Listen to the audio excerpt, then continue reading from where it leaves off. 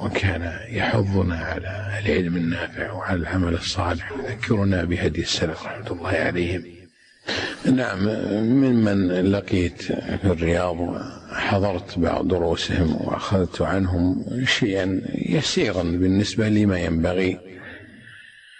أولهم الشيخ صالح الفوزان حفظه الله، وهو شيخي الأول في الرياض، وقد نفعني الله عز وجل بتوجيهاته، لأنه ذو عقل راجح وأدب جم وخلق عظيم، وكان يوجه لما ينبغي من مثلي، وقد استفدت منه والله الحمد من توجيهاته أكثر مما استفدت من القراءة عليه. توجيهاته الخصوصية في المناسبات وفي المسجد وفي المنزل استفدت استفادة كثيرة أكثر من القراءة المنهجية عليه في كتاب معين. ومن هؤلاء الشيخ أيضا صالح الأطرم حفظه الله، فكان أيضا